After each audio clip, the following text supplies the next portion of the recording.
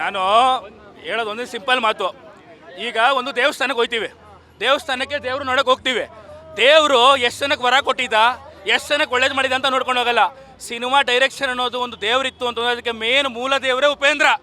ಆ ಅಪ್ಪ ಮಾಡಿರೋ ಸಿನಿಮಾನ ಸೆಲೆಬ್ರೇಟ್ ಮಾಡೋಕೆ ಹೋಗಿ ನಿಮಗೆ ತಲೆಯಲ್ಲಿ ಇಲ್ಲಿ ಮೆದ್ಲಿದ್ದು ಅಪ್ಪನ ಹುಟ್ಟಿದ್ರೆ ಸಿನಿಮಾ ಅರ್ಥ ಆಯ್ತದೆ. ಸಿನಿಮಾ ಅರ್ಥ ಆಗ್ಲಿಲ್ವಾ ಚೆನ್ನಾಗಿಲ್ಲ ಅಂತ ಮಾತ್ರ ಅನ್ನಕ್ಕೆ ಹೋಗ್ಬೇಡಿ. ಒಂದು ಪೆನ್ ಐತೆ ಅಂತ ಪ್ರಿಂಟ್ ಮೀಡಿಯಾ, ಕ್ಯಾಮ್ರಾ ಮೈಕ್ ಐತೆ ಅಂತ ಎಲೆಕ್ಟ್ರಾನಿಕ್ ಮೀಡಿಯಾ, ಗ್ರೀನ್ ಮ್ಯಾಟ್ ಹಾಕೊಂಡಿದ್ದೀವಿ ಅಂದ್ಬಿಟ್ಟು ಯೂಟ್ಯೂಬರ್ಗಳು ರಿವ್ಯೂಗಳು ಮಾಡ್ಕೊಂಡು ನಿಮ್ಮ ತಲೆಗೆ ಬಂದಿದ್ದೆಲ್ಲ ಹೇಳಕ್ ಹೋಗ್ಬೇಡಿ. ಸಿನಿಮಾ ನೋಡಿ ಎಂಜಾಯ್ ಮಾಡಿ. Once in a generation director ಇವ್ರ ಸಿನಿಮಾನೇ ನಮಗೆ ಹಬ್ಬ.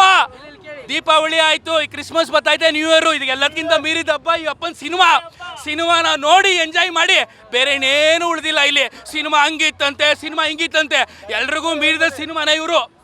ಇಡೀ ಇಂಡಿಯಾದಲ್ಲಿ 10 ಜನ ಡೈರೆಕ್ಟರ್ಸ್ ಹೇಳ್ರಿ, ಅವ್ರ ಅಪ್ಪ ಇವ ಅಪ್ಪ ಇಲ್ಲಿ ನಿಂತಿರೋರು. ಸಿನಿಮಾನ ನೋಡಿ ಎಂಜಾಯ್ ಮಾಡ್ಬೇಕಷ್ಟೇ. ಈ ಸಿನಿಮಾದಲ್ಲಿ ಅದು ಚೆನ್ನಾಗಿತ್ತು, ಎಲ್ಲ ಚೆನ್ನಾಗಿರ್ತದೆ. ನಿಮಗೆ ಅರ್ಥ ಆಯ್ತಾ?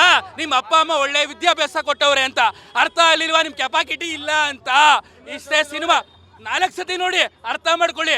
ಇನ್ನೂ 4 ಜನರೇಷನ್ಗೆ ಆಗೋ ಸಿನಿಮಾ ಕತೆ ಹೇಳೋರು ಅವರು.